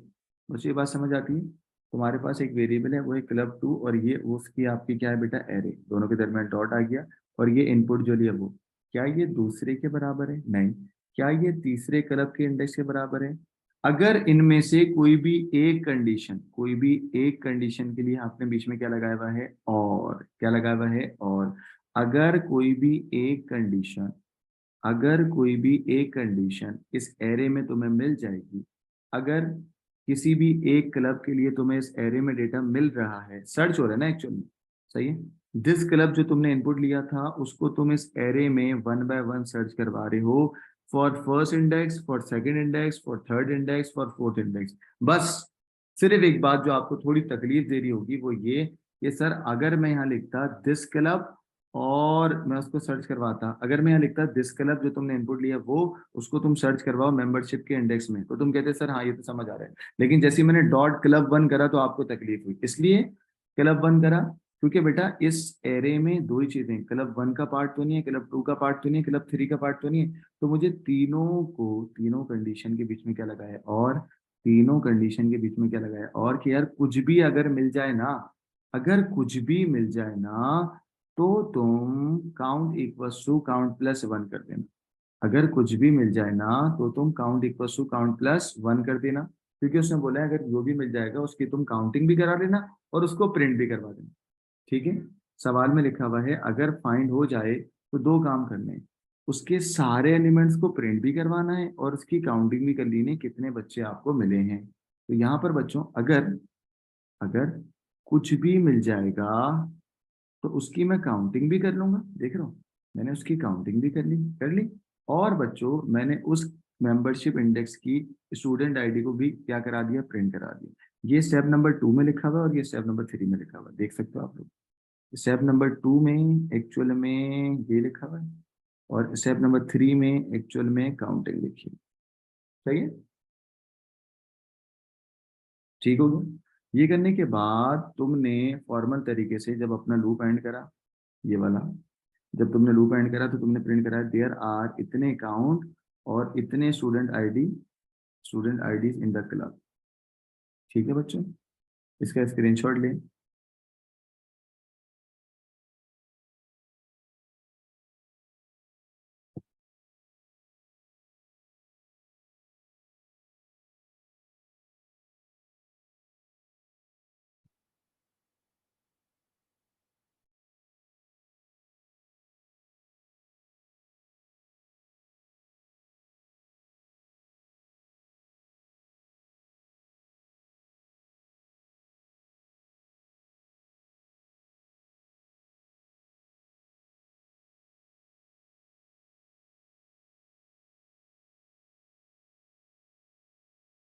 चलो,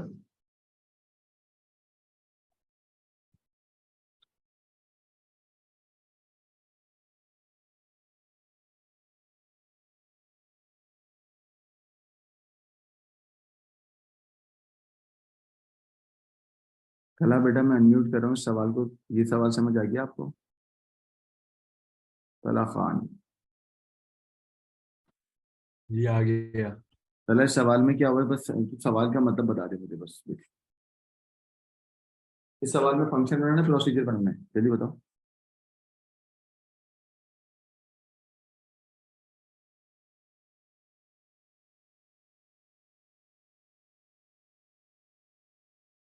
क्या बनाना है?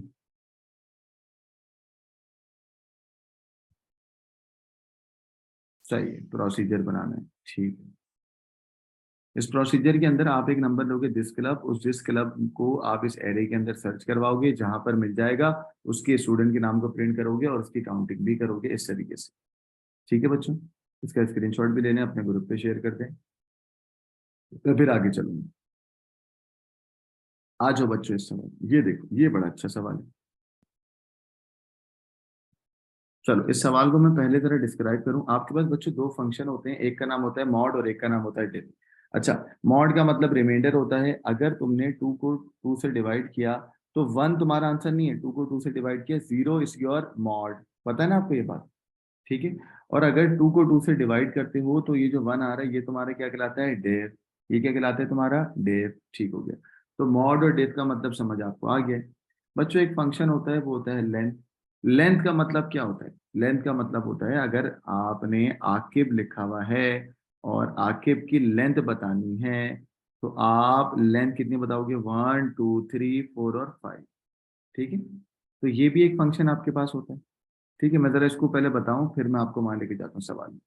देखो बच्चों आपके पास कुछ फंक्शन होते हैं, ठीक है, स्ट्रिंग हैंडलिंग के फंक्शन भी होते हैं। बच्चों एक आपके पास होता है मॉड, मॉड का मतलब होता है रिमाइंडर, अगर 25 को 5 से किया बताओ बच्चों आंसर क्या आएगा चैट पे। और एक आपके पास होता है डेव, डेव में अगर 25 को 5 से किया तो आंसर क्या आएगा। ये पहला हो गया, ये दूसरा हो गया। तीसरा बच्चों लेंथ का फंक्शन बता दूं, लेंथ ऑफ अगर AAQIB लिखा हुआ है तो लेंथ कितनी आएगी। अच्छा फिर बच्चों चौथा आपके पास मिड नाम का एक फंक्शन है जो मैं पढ़ा चुका हूँ अभी इसी क्लास में, PAKISTAN लिखा हुआ है, ठीक है। और यहाँ पर स्टार्टिंग पोजीशन है, यहाँ पे जंप, ठीक है ना, यहाँ स्टार्ट और यहाँ पर जंप, ठीक है। फिर बच्चों यहाँ पर एक और फंक्शन बता रहा हूँ, स्ट्रिंग टू नंबर और नंबर टू स्ट्रिंग,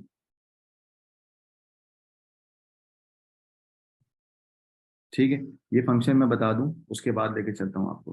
बेटा मॉड का मतलब होता है एक्चुअल में रिमाइंडर, और जब आप रिमाइंडर फाइंड करोगे 25 को 5 से डिवाइड करो तो रिमाइंडर क्या आएगा, जल्दी बताओ चैट पे। और डिव का मतलब होता है आंसर। तो 25 को 5 से डिवाइड करो, जब 25 को 5 से डिवाइड करोगे 5 5 जा 25, बच्चों रिमाइंडर क्या है 0, तो 0 यहाँ आ गया। डिव का मतलब होता है आंसर, तो बेटा इसका आंसर सेम सवाल का आंसर क्या आ गया 5। लेंथ ऑफ आकिब बतानी है 1 2 3 4 और 5, तो एक्चुअल में 5 कैरेक्टर की लेंथ है ना। फिर आ जाओ बेटा मिड के अंदर, ठीक है। अब आप आ जाए मिड में 1 2 3 4 5 6 7 और 8। अगर मैं आपसे कहता हूँ कि आप 2 पे खड़े हों और 2 नंबर आगे जाएं, तो बच्चों आप 2 पे खड़े होकर जब 2 नंबर आगे जाएंगे तो आप निकालेंगे ए और के, है ना भाई। चलो स्ट्रिंग टू नंबर में आपको जो भी स्ट्रिंग दिया हुआ होगा वो नंबर में कन्वर्ट हो जाएगा, यानी कि स्ट्रिंग से कन्वर्ट होगा किसमें, नंबर में।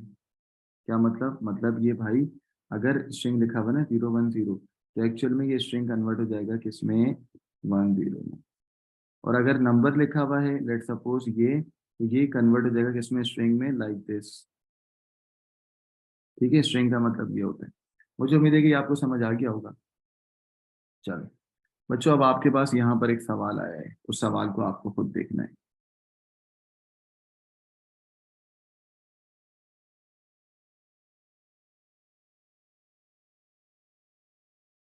चलो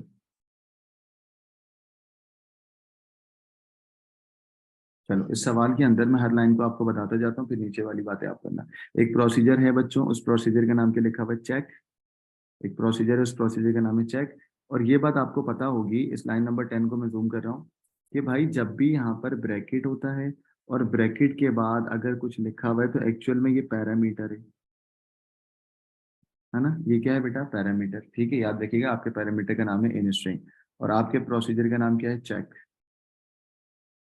सही, ये तुम्हारे नेम ऑफ प्रोसीजर है, नेम ऑफ प्रोसीजर लिख लो मेरे साथ। नेम ऑफ प्रोसीजर क्या है आपका, चेक, ठीक है। और in string is in string is a parameter, ठीक है। अब ये तुम्हारे पास इनिशियलाइज स्टेटमेंट है ना, इनिशियलाइज हो रहा है ना एक्चुअल में। तो ये line number 13, line number 14, line number 15 में क्या हो रहा है, इनिशियलाइज हो रहा है वेरिएबल में, क्या, 0 और 1। आ जाओ आगे। लाइन नंबर 11 में डिक्लेयर हो रहा है, ठीक है। पूरे कोड को बता रहा हूँ। यहाँ पर वो कह रहा है वाइल का लूप चल रहा है। बच्चों वाइल के लूप को प्री कंडीशन बोलते हैं, पोस्ट बोलते हैं, प्री कंडीशन लूप, सही। वाइल के लूप को आप प्री कंडीशनल लूप बोलते हैं, ठीक है। वाइल का लूप कब तक चलेगा, जब तक इंडेक्स की वैल्यू लास्ट से लेके कहाँ तक नहीं हो जाती, लेंथ ऑफ इन स्ट्रिंग नहीं आ जाती, ठीक है। उसके बाद वो आपसे क्या कह रहा है, कह रहा है स्ट्रिंग से नंबर में कन्वर्ट करें, मिड ऑफ इन स्ट्रिंग और ये लें, और इसका जो मॉड यानी कि रिमाइंडर होगा वो 0 के बराबर ना आए, ठीक है। अगर ना आए तो आप odd equal to odd plus 1 करें, और अगर बराबर आ जाए तो even equal to even plus 1 करें। उसके बाद index equal to index plus 1 यहाँ पर चल रहा है। और बच्चों यहाँ पर हम कॉल कर रहे हैं, लाइन नंबर 26 के अंदर आप कॉल कर रहे हो ऑड को और इवन को, ठीक हो गया, सही। अब आ जाते हैं सवाल में। बेटा वो आपसे कह रहा है, मैं आपको नंबरिंग करके बोलूंगा, पार्ट ए बोल दिया, बी बोल दिया, सी बोल दिया, डी, और ये ई हो गया। पार्ट ए में वो आपसे कह रहा है ये कोड जो आपके पास लिखा हुआ है, a line number containing the variable जो इंक्रीमेंट हो रही है, इंक्रीमेंट का मतलब होता है बेटा +1। तो +1 एक यहाँ पर हो रहा है यानी कि लाइन नंबर 19 में, +1 एक हो रहा है लाइन नंबर 21 में, +1 एक जगह पे हो रहा है लाइन नंबर 23 में, सही है ना, 19 21 और 23, सही है।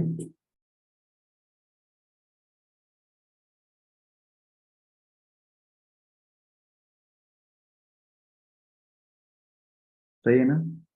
चलो आगे।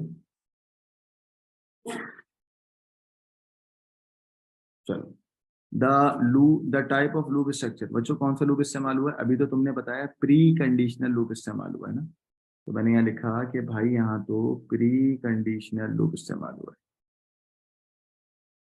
सही है। नंबर ऑफ फंक्शन, कितने नंबर ऑफ फंक्शन इस्तेमाल हुए? वो ये नहीं कह रहा कौन सा फंक्शन इस्तेमाल हुआ है, कह रहे हैं कितने फंक्शन इस्तेमाल हुए हैं पार्ट सी में।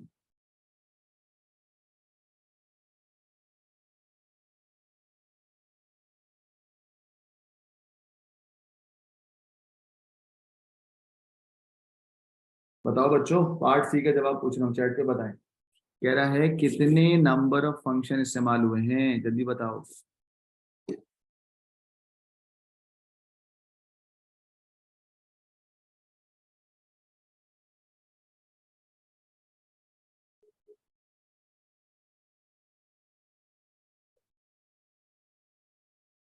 कोई बता ही नहीं रहा, एक दो या तीन। नंबर ऑफ का मतलब ये नहीं कह रहा है कितने फंक्शन इस्तेमाल हुए हैं। बच्चे का कमेंट आया चैट पे, सैयद जैदी का 3। हमें भी कह रहे हैं सर 3। हाँ, मुनीब कह रहा है सर 2। आइए, मैं आपको बताता हूँ कितने फंक्शन इस्तेमाल हुए हैं, जरा इसको समझिएगा। बेटा सबसे पहले इधर आओ। देखो प्रोसीजर की बात नहीं करना, ठीक है? पैरामीटर तो एक इस्तेमाल हुआ है, वो है इन स्ट्रिंग। बेटा वाइल इंडेक्स इक्वल टू, एक फंक्शन आपका हो गया लेंथ। हो गया बेटा, लेंथ एक फंक्शन मिल गया आपको। मैं आपको बताता हूँ, लेंथ एक फंक्शन मिल गया। लेंथ के बाद दूसरा कौन सा मिला? कुलून भी कह रहे हैं सर, कुलून भी कह रहे हैं सर 3। देखो एक हो गया लेंथ नंबर 1, पहला फंक्शन। बच्चों मिड, मिड नाम का जो फंक्शन है ये क्या हो गया? दूसरा। और तीसरा ये जो रिजल्ट नाम का है ये क्या हो गया? 3। हो गया 3। चलो, तो भाई यहाँ पर जो नंबर ऑफ फंक्शन इस्तेमाल हुए हैं आप बोलोगे 3। The number of parameter pass string to number, string to number में कितने पैरामीटर पास हुए हैं? मुझे तो स्ट्रिंग टू नंबर ही नहीं मिल रहा। कहाँ है भाई स्ट्रिंग टू नंबर, जल्दी बताओ।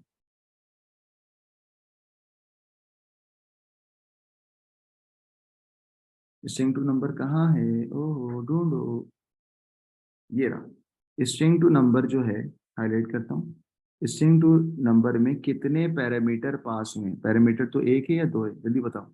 स्ट्रिंग टू पैरामीटर में, हाँ मॉड भी तो नहीं, मॉड तो एक वो हो गया ना। मैं कह रहा हूँ कितने पैरामीटर पास हुए? पैरामीटर सिर्फ आपके पास एक ही है, और उस पैरामीटर का नाम क्या था? In string. तो आप बोलोगे एक पैरामीटर। अब एक बच्चे चैट पे लिख रहे हैं सर मॉड, अबे मॉड तो फंक्शन है ना, मॉड पैरामीटर कहाँ से आ गया? ठीक है, तो एक ही पैरामीटर पास हुआ। ठीक है। The name of procedure other than check. ओ माशाल्लाह, भाई पार्ट ई में वो आपसे कह रहा है इस प्रोसीजर का नाम चेक के अलावा बताओ। क्या मतलब? इसको वर्ड मैंने गलत बोला। भाई वो कह रहा है इस सवाल में प्रोसीजर हो रहा है, आपने बोला यस। कह रहा है प्रोसीजर का नाम बताओ, आपने कहा सर चेक एक प्रोसीजर है। कह रहा है चेक के अलावा बताओ। देख रहे हो आप, होशियारी देख रहे हो एग्जामिनर की। कह रहा है प्रोसीजर का नाम बताओ चेक के अलावा। बच्चों कौन सा ऐसा है जो प्रोसीजर है, जल्दी बताओ। रिजल्ट, शाबाश। शाजिल कह रहे हैं सर रिजल्ट एक प्रोसीजर है, वेरी गुड। रिजल्ट एक क्या है? प्रोसीजर, क्योंकि ये वैल्यू रिटर्न नहीं करवा रहा। तो आपने बोला सर रिजल्ट एक ऐसा प्रोसीजर है जो चेक के अलावा है। पार्ट सी वापसी समझा दूं? अच्छा, एक बच्चा कह रहा है मुनीब सर पार्ट सी वापसी समझा दूं। मुनीब बेटा कितने फंक्शन इस्तेमाल हुए हैं जरा देखो। बेटा मुनीब पहले फंक्शन का नाम, यहाँ पर है लेंथ। मुनीब सर्किल करो, length is the function number 1। Munib दूसरा फंक्शन इस्तेमाल हुआ है मिड का, 2 हो गए। मुनीब तीसरा फंक्शन जो इस्तेमाल हो रहा है वो क्या है?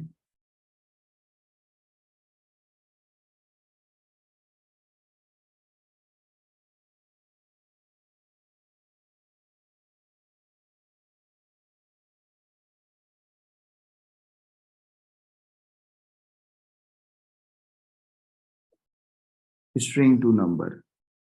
सही है, तो 3 फंक्शन आ गए। रिजल्ट तो आपका प्रोसीजर है ना। ठीक है मुनीब, तो पहला फंक्शन क्या हो गया? लेंथ। दूसरा हो गया स्ट्रिंग टू नंबर, और तीसरा क्या हो गया? मिड। बच्चों अब नीचे एक सवाल आ रहा है, वो सवाल आपके पास आ रहा है कि ये तो मैं शुरू से बता चुका हूँ कि अगर आपको सूडो कोड करना है तो कुछ फीचर इंक्लूड करें जिससे चीजें क्या होंगी, इजी टू अंडरस्टैंड होंगी। बच्चों जब भी सूडो कोड को इजी टू अंडरस्टैंड करना है तो ये बात शुरू में ही मैं आपको बता चुका हूँ कि आप तीन काम करना कि भाई मीनिंगफुल वेरिएबल नेम रखना, ठीक है, कैपिटलाइजेशन ऑफ कीवर्ड यानी कि जो इनपुट प्रिंट वगैरह है इसको कैपिटल करना ताकि चीजें आसान हो जाए, ठीक है। अच्छा, हाँ मॉड भी है, मॉड भी है। नेक्स्ट आ जाओ इंडेंटेशन, वाइड स्पेस या ब्लैंक स्पेस, ठीक हो गया, सही है?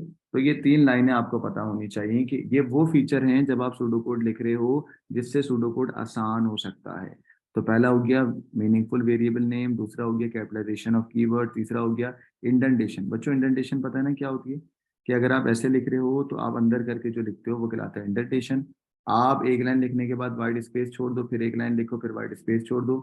अच्छा, वाइड स्पेस और ब्लैंक स्पेस में फर्क है, इधर देखो। ब्लैंक लाइन का मतलब होता है एक लाइन लिखी, दूसरी लाइन छोड़ दी, फिर ये लिख लिया। फिर क्या होता है यहाँ पर जब आप कोड लिख रहे होगे बीच में लाइन स्पेसेस छोड़ के करो, वो कहलाएगा क्या, वाइट स्पेस। चलो इसका स्क्रीनशॉट ले लें या मेरे साथ सॉल्व करें, फिर मैं आगे चलूँ।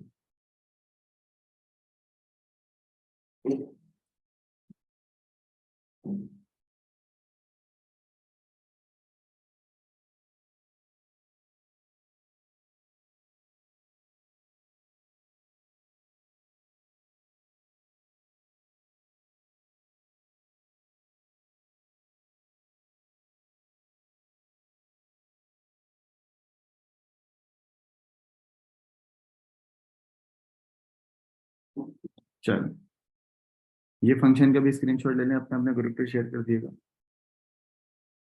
ताकि याद रहे आपको।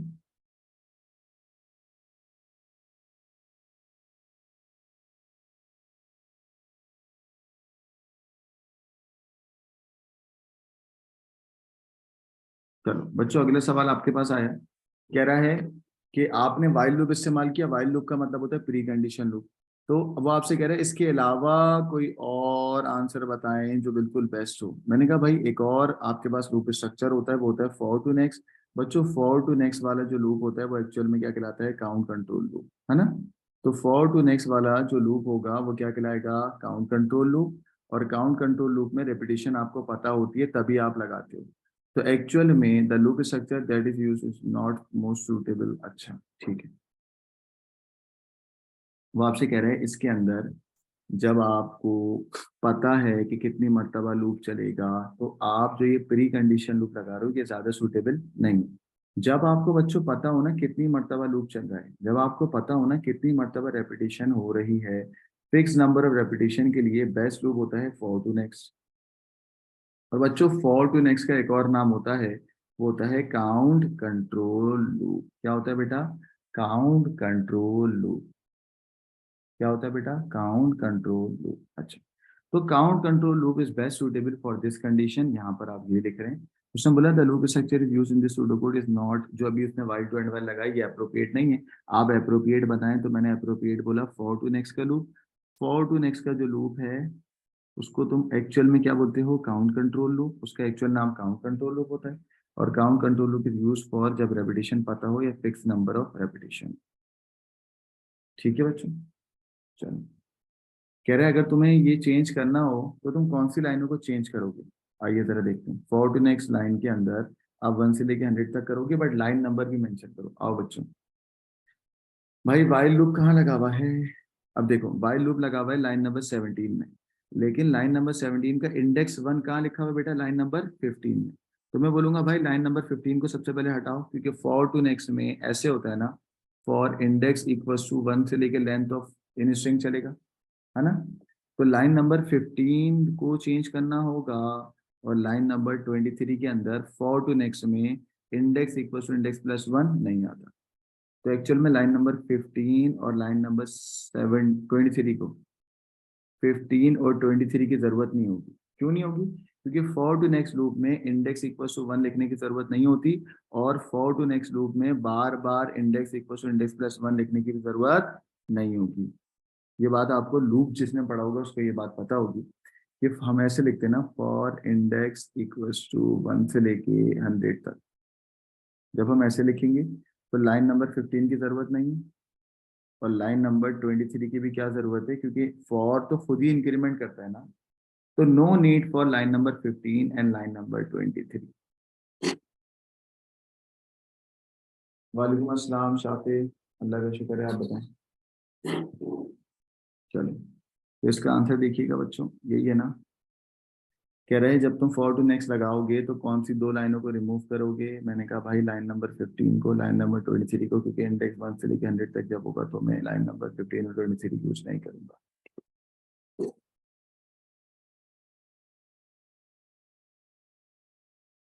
चलें, इसका स्क्रीनशॉट लें, मेरे साथ सॉल्व करें।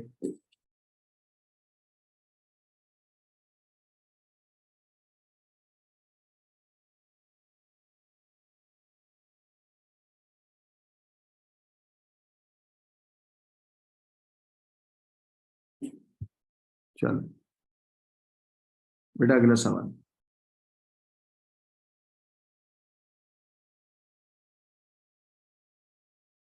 ये सवाल बड़ा अच्छा है, इसको जरा समझिएगा।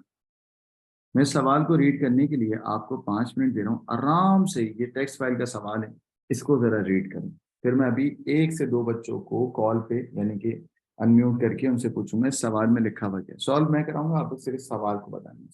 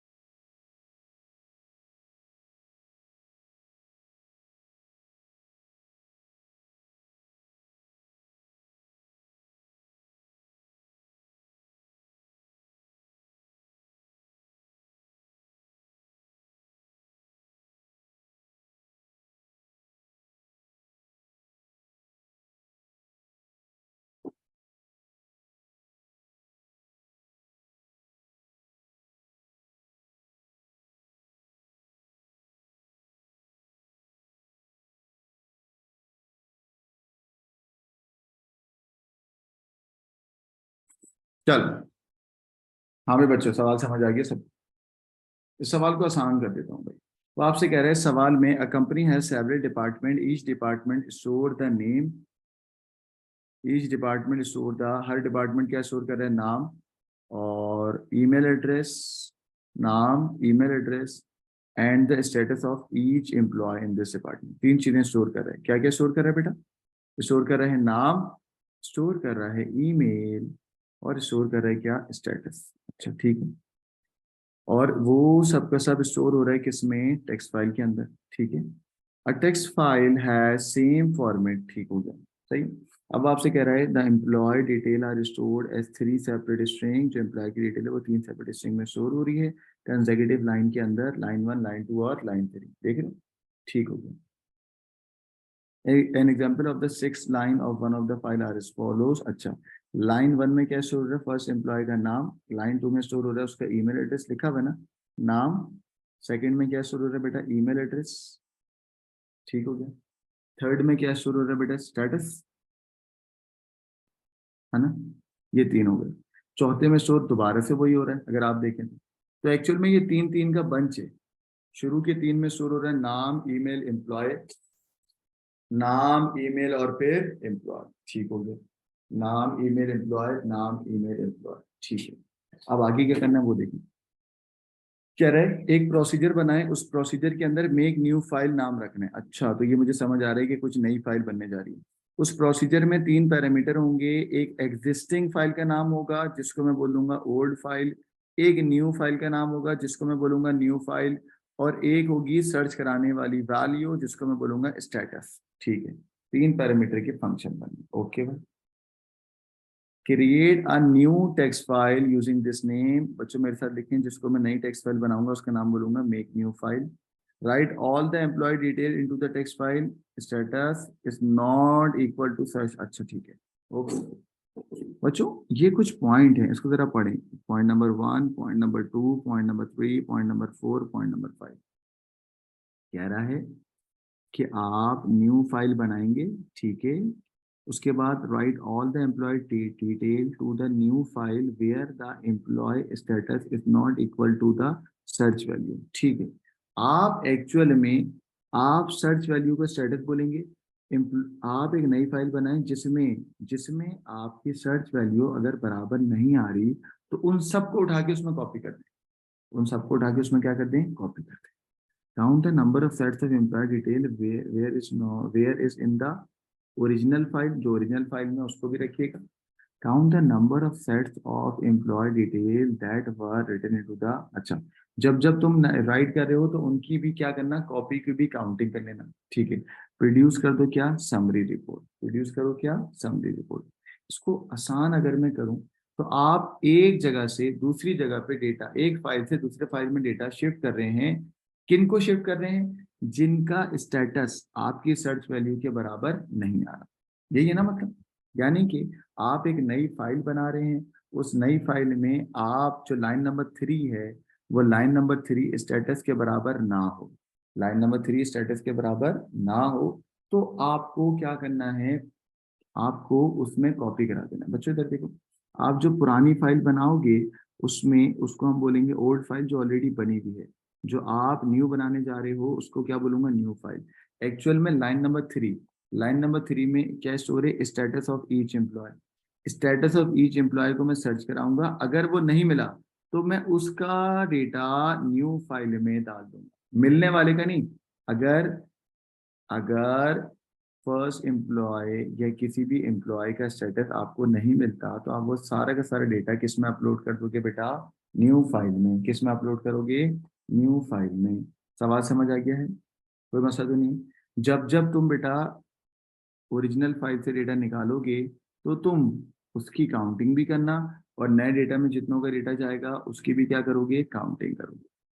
सही है, चलो अब मैं स्टार्ट करने जा रहा हूँ।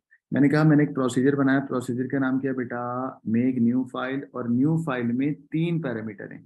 पैरामीटर नंबर 1 क्या है, ओल्ड फाइल, तो पैरामीटर नंबर 1 क्या रखा मैंने, ओल्ड फाइल। देखते जाओ, parameter number 1 is old file, parameter number 2 is new file, पुरानी फाइल का नाम ओल्ड, ओल्ड फाइल से डेटा जा रहे ना, और पैरामीटर नंबर 3 क्या है बेटा, स्टेटस। तीनों की डेटा की टाइप, क्योंकि टेक्स्ट फाइलिंग है तो क्या है बेटा, स्ट्रिंग।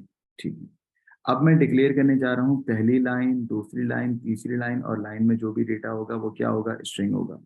जितनी मर्तबा कॉपी होगा, क्योंकि ये सब टोटलिंग और काउंटिंग है, तो टोटलिंग और काउंटिंग को मैं क्या रखूंगा, इंटीजर रखूंगा। लाइन नंबर 3 को मैं दोबारा पढ़ता हूँ, पॉइंट नंबर 3 को, count the number of sets, count the number of sets of employee detail that were in the original file. Employee की डिटेल जो ओरिजिनल फाइल में होगी वो number of record equal to number of record plus 1 में जा रही है। Count the number of set जो तुम कॉपी कर रहे हो न्यू फाइल के अंदर, वो number of copied equal to number of copied plus 1 में। ठीक है, कंडीशन क्या है, कंडीशन ये है कि लाइन नंबर 3 स्टेटस के बराबर ना हो। सही, फर्स्ट एम्प्लॉय का जो स्टेटस है वो सब के सब ये दोनों एक दूसरे के बराबर ना हो। ठीक है, आइए मैंने फाइल को ओपन किया बच्चों, अब दोनों फाइल साथ ओपन करिए, एक पुरानी फाइल, न्यू ओपन फाइल, और क्योंकि मैं रीड कर रहा हूँ इसको तो मैंने यहाँ पे डेटा की टाइप पे रखी है रीड। अगर आपने मेरी टेक्स्ट फाइलिंग का लेक्चर देखा हुआ है तो आपको ये समझ आ रहा होगा। ठीक है, सही है, अब आ जाओ।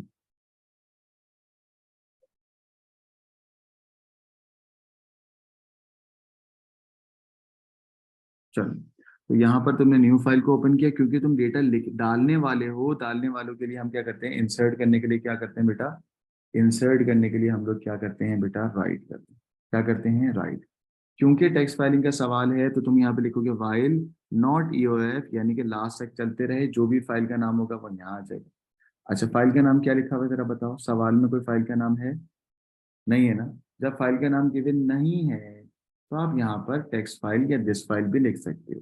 ठीक है, आपको याद होगा ये वाइल नॉट यूएफ से लेके एंड वाइल तक हो क्या रहा है, एक्चुअल में पूरी टेक्स्ट फाइल की हर लाइन को रीड कर रहा है। कौन रीड कराता है? End of file. यहाँ पर आएगा दिस फाइल या फाइल का नाम। सपोज कर लेते हैं हम लोग, हाँ, अगर आपको टेक्स्ट फाइल में अभी तक आपने मेरे शुरू के 2 लेक्चर नहीं देखे तो पहले आप वो देखिएगा लेक्चर, ये तो मैं डायरेक्ट पास पेपर सॉल्व करा रहा हूँ। ठीक है, पहले कॉन्सेप्ट बना लीजिएगा। वाइल नॉट ईओएफ यानी कि पूरी टेक्स्ट फाइल को रीड कर रहा है, कहाँ तक? लास्ट तक।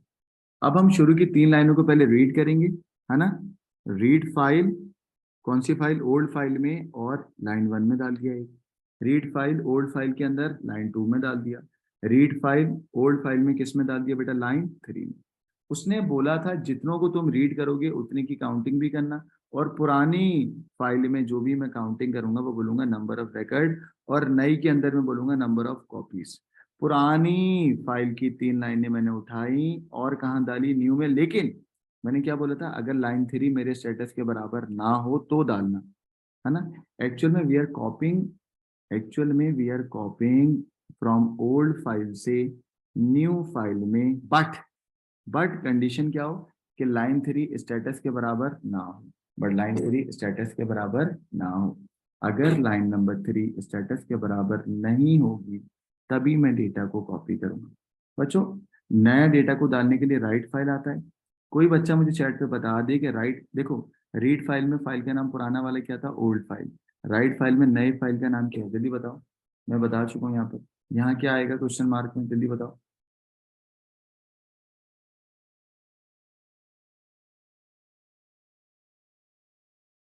मैं वेट कर रहा हूँ, चैट पे बताएं।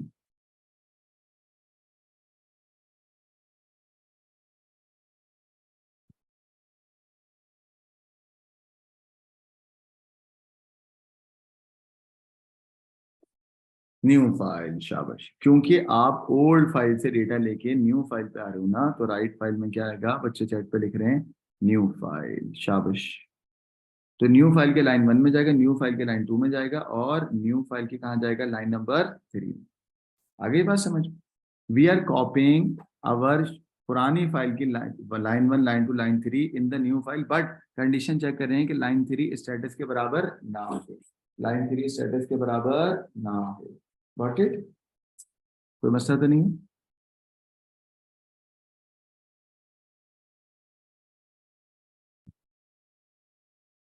सही है। अच्छा, जो पुरानी काउंटिंग है, यानी कि पुरानी फाइल में जो 3 लाइनें की काउंटिंग है वो नंबर ऑफ रिकॉर्ड में है, और जो नई फाइल में डेटा डालते हो उसकी काउंटिंग किससे? Num copied equal to num copied plus 1। But जब ये लूप तुम्हारा खत्म हो जाएगा, जब ये लूप तुम्हारा खत्म हो जाएगा, खत्म होने के बाद अब क्या करना है वो सुनो। हमने कहा आइए मैसेज प्रिंट करवाते हैं। मैसेज कैसे प्रिंट करवा रहे हैं? आउटपुट। ठीक है, आउटपुट फाइल एक टेक्स्ट है, उस टेक्स्ट की आपके पास जो डेटा है वो ओल्ड फाइल में है, कंटेन नंबर ऑफ रिकॉर्ड। ठीक है, नंबर ऑफ रिकॉर्ड के अंदर आपके पास सारी काउंटिंग है जो तुमने यहाँ से निकाली है बेटा। ठीक है, फिर एम्प्लॉय डिटेल। कितनी कॉपी हुई है बेटा? कॉपी तुम्हारी हुई है न्यू फाइल के अंदर, और नम कॉपीड एक्चुअल में इसने कॉपी करी है। ये एक टेक्स्ट, एक प्रिंट करने का तरीका है। अगर आप ये प्रिंट ना भी करो तो इसने बोला प्रिंट करने का, हाँ बोले बोले बोले, कह रहा है प्रोड्यूस करें समरी रिपोर्ट। ये जो प्रोड्यूस करनी है ना समरी रिपोर्ट, वो ऐसे प्रोड्यूस करनी है, ऐसे। Summary report as follows, file making contain 54 employee detail. अच्छा ठीक है, आ जाओ।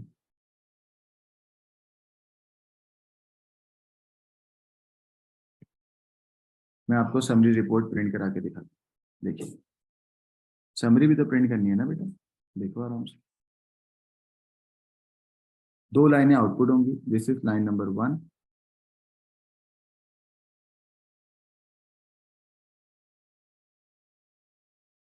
चलो, सबसे पहले क्या प्रिंट करना है समरी में? File marketing contain dash employee detail. ठीक है, इस टाइप के आपको प्रिंट करना है। तो मैं क्या प्रिंट करूंगा बेटा? पुराना वाला या नया वाला?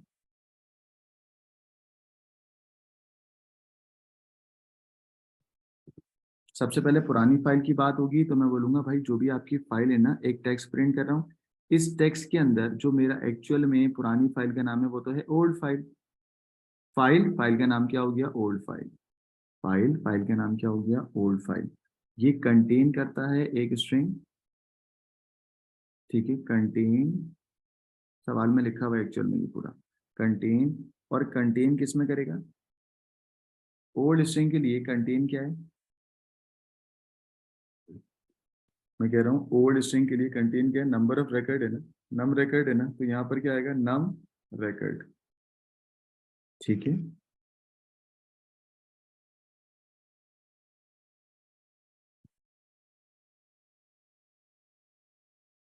कंटेन किस में? नम रिकॉर्ड में, नम रिकॉर्ड ओल्ड फाइल का नाम। ठीक है,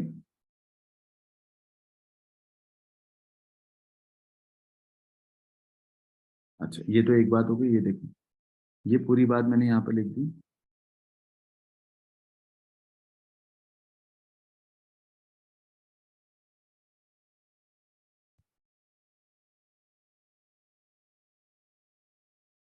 हाँ हो सकती है, कॉन्केटिनेशन भी यूज हो सकती है, ठीक है।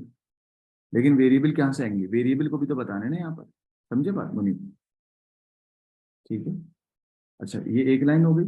सेकंड लाइन क्या प्रिंट करनी है? 52 sets of detail were return इस टाइप। ठीक है, 52 का मतलब है नई, नई की बात हो रही है। बच्चों नई के लिए क्या करूंगा मैं? न्यू फाइल की बात करूँ ना, तो न्यू फाइल में जो आपने वेरिएबल रखा है वो तो नम कॉपीड रखा है ना, तो यहाँ पर मैं लिखूंगा आउटपुट। वेरिएबल का नाम क्या है तुम्हारा? नम कॉपीड। आउटपुट नम कॉपीड, ये वेरिएबल आ गया। अब यहाँ पर पूरा टेक्स्ट लिख दो एज इट इज। वो टेक्स्ट वहां से देखो जो उसने बोला है, पूरा एज इट इज।